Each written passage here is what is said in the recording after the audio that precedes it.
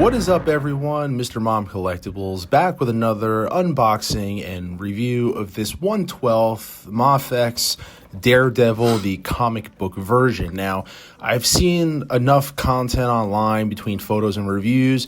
This is getting highly rated by a lot of people. A lot of people are considering this a 1/12 figure of the year contender already.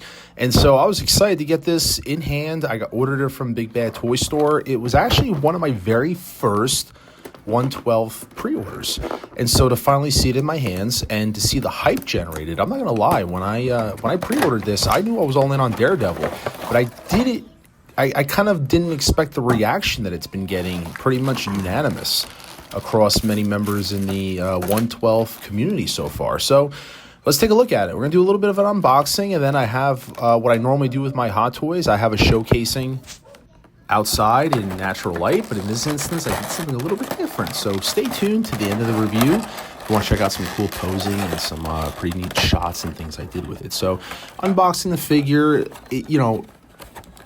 I was pretty much blown away by the color of the figure. So I really like the two-tone aspect where it's not just red, it's red with a lot of shading and undertone to it to really give it depth. And I really like the contrast that it has to the gauntlets, the arms, the belt, where that's more of a bright, solid red. And the logo. So I really do like the contrast and how they pulled this off overall. I have seen some people do go in with a little bit deeper shading just to kind of elevate it. But I mean, stock, I really like the way that this is. And then, like I said, the posing on this thing is going to be first and foremost what I think everyone is going to be super, clamoring for to do. One of the things I kind of was a little bit disappointed about was the actual skin tone of the faceplate. I felt it was a little kind of bland, a little bit pale. I felt that could have been stepped up a little bit in terms of the paint application. Personally, he does come with multiple expressions, so we'll take a look at those, kind of a neutral, angry, and like a semi. But I felt like the paint application on the faceplate was a little bit weak. Is it a deterrent? No, but if I had to pick something that was kind of like when I opened it up and a little taken back by it, was probably that. In terms of all the joints, it's typical if you own Mafex, as is. The joints on mine are nice and stiff, not to the point of not being able to pose, but nice and tight.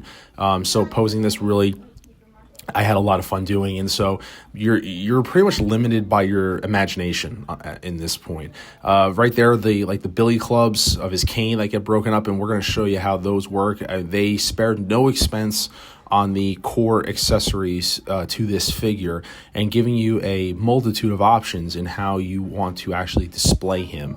And like I said, the biggest thing about this is going to probably be those wired, the wired clubs in the packaging. But looking at the packaging, like I said, you have, I'm not going to go through everything, but you have the standard hands, different expressions there, gripping, kind of open and angrily. You have his hands kind of flat open, and you have different resting and gesture hands. So these give you more than enough options in terms of posing. And then this is what I like a lot. They give you variant options of the actual, his holster that holds his cane, and I call them the billy clubs when the cane's broken up. So you have three different. You have the one that's all red, which is meant to be nothing in the holster, and then you have what comes stock. You have, and what I like about it is that it's a ball joint that pops off. So that's actually how it's adhered to him, is as a ball joint. So you basically have three different versions. You have the one that comes stock, which has both clubs in there already that he's not going to use. You then also have a set where it's completely empty. There's no club in there whatsoever. That's what we're going to put on the figure. And just a ball joint, like I said, you pop in, and it stays in nice and secure. So this would be if you want to have the clubs in his hands for full action. And then there you also have it. You have an option with one in there. If you want to have him only holding one in his hand, you can keep the other one in the holster. So they really kind of thought that through nicely to give you those options. And then, like I said, there's the multitude of accessories. You have the clubs without the wire, and then you have the two there, a short and a long, which we'll take a look at in a moment. And these are the sculpts. So this is the first one, which is kind of like a semi-tone, like a semi-angered expression, kind of grip, his teeth opened a little bit, ready to fight. Like I said, looks fantastic. Paint application, the same thing. I kind of wish the tone was a little bit, a little bit darker, where the skin tone was a little more, natural looking versus being pale. Like I said, and then there is the angry expression with his mouth open if you want to do any type of action poses. So like I said, I'm really happy about that. Swapping the heads out obviously are easy like anything else, and it's just giving you an idea of what the expressions look like. That one's a really cool one. I normally with figures, I normally stick to just one expression, but in this case with the Daredevil, I really like the idea. They gave you 3 really good expressions, so I can see myself swapping these out pretty consistently depending on the posing.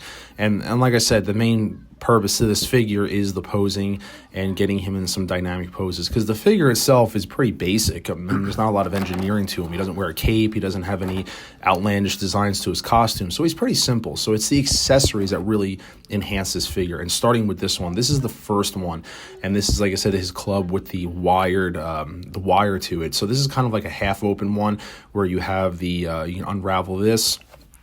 Just be very, very careful with the wire. You don't want to break it off at the end where it goes into the club. It is pretty delicate, so just be careful handling this when you're unraveling it. But like I said, this is like the half open one, or not long enough. And this is the one that I think everyone mostly is going to use. This is the one where you have both clubs and a really long wire. And it's safe to say this is really strong. It really holds up a lot. And I'm going to be showing you guys an outdoor showcasing in a few moments where I actually took this out at night and did a lot of shots with a diorama cross piece that I bought off of Etsy. If you are interested in that, I will link that in the description below. But I did a showcasing where I took this out at night. I felt like it was justified with this particular character. I normally shoot in natural light, but in this case, him being outside, I felt like at night made the most sense. So I took it out when it was dark out and just set up a couple shots. So you guys will be taking a look at that in a moment. Now, one of the concerns I did see online people expressing is you have to be delicate when using the hands on these billy clubs, because apparently they're actually red and then they're painted white. So from consistent use of slipping these on and off the hands, you could potentially start to rub the white paint off. That is something that I have seen multiple people express online. It is kind of weird why they chose white. I don't know if that's comic accurate or not. I know for the Marvel Legends, I believe that one's red. So it's kind of odd that they went with red, then painted it white. If they just make it, just do red, white from the beginning. So it's kind of odd why they chose to do that. But we're going to jump right into the outdoor nighttime showcase. I'll kind of relax talking a little bit. I gave you all my thoughts on the figure itself. I love it. It's going to be definitely up there in terms of a contender. I got the comic Captain America, so there's definitely a few up there. So I can understand people having this one up there in terms of a contender, especially if you got him posed up in some nice, different poses. He really does have a lot of shelf presence. So the rest of this, the last few moments of this review is really just going to be me kind of shutting up. I think you're done hearing me and my raspy voice. And this is an outdoor nighttime showcasing with the figure, just playing around with. I had a light that I was kind of waving in front of on and off to kind of simulate maybe like a helicopter flying by, or maybe police lights or something like that, just to kind of give you an idea of how the shadows and how the light plays off of with this particular character. So enjoy the rest of this showcasing. And if you guys have any comments, questions, or concerns, drop them below in this video. Please consider subscribing to the channel and dropping a like on this as always. I'm normally used to doing 6-scale content, so I'm trying to get my feet into the 1/12 community with doing just some stuff that's different that I normally do with 6-scale. So hope you guys enjoy the review and the rest of the showcasing. Until then, this is Mr. Mom Collectibles, and I will see you guys in the next video.